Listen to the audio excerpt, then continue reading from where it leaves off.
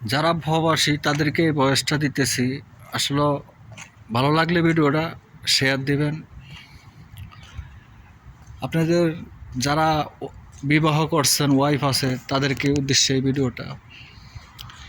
যদি দেখেন আপনার ওয়াইফ আপনার তেমন একটা টেক কেয়ার নেয় না, অল্পতে সে রাগ করে কিংবা আপনাকে রাগায়, জারাজারি করে, আপনার দোষ খুঁজাবার করে, তাহলে মনে করবেন যে কোনো না রহস্য আছে।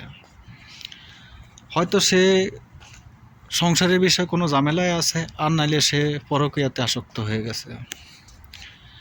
কারণ যখন একটা নারী পরকীয়াতে আসক্ত হয়, তখন মনে করেন নিজের হাজব্যান্ডকে টেক কেয়ার করে না। শুধু ওই যে নতুন প্রেমে মন মজলে যেমন হয়, সে উতালা হয়ে যাবে। তখন আপনি যদি ভালো কথাও বলেন, আপনার সাথে রাগিয়ে উঠবে। এমনকি এটা অহরহ হয়। তো অনেকের অভিজ্ঞতা নাই, তারপরেও বলি, আমার অভিজ্ঞতাটা আমি বলতেছি। কারণ আমি একজন প্রবাসী। আমি যখন দেশে ছিলাম তখন এরকম হাজার হাজার কেস দেখছি আমি। সে এমন দুধের দোয়া তুলসী পাতা সাজে, তা মনে করেন দুধের ভিতরে ময়লা আছে, তার ভিতরে ময়লা নাই, কিন্তু আসলে সে ফাফি। তো সকলকে বলবো যে আপনারা কয়েকটা কাজ ফলো করবেন আপনাদের ওয়াইফের।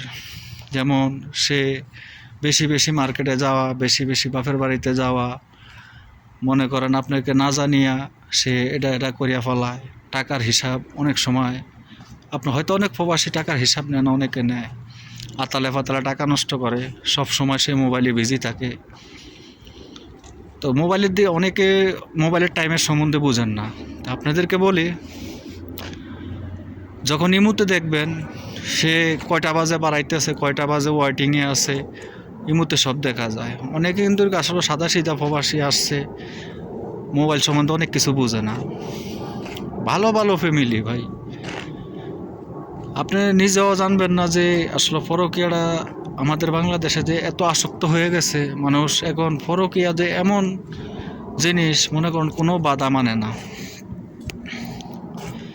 আর পরকীয়া প্রবাসী বউরা, হয়তো আমি একজন প্রবাসী, কারণ আমিও বিবাহ করছি, বলে ভাই আপনি এই কথাটা কেন করেন? আমি সবাইকে সতর্ক করি, কারণ যারা আজে বাজে লোক আছে তারা প্রবাসীর বউদেরকে টার্গেট করে বেশি।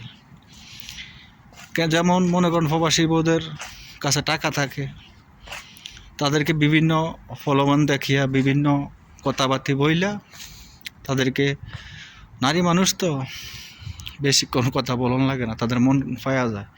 আর বিশেষভাবে অনেক প্রবাসী মনে করেন যে এক টাইম কথা বলে কিংবা 2 টাইম কথা বলে।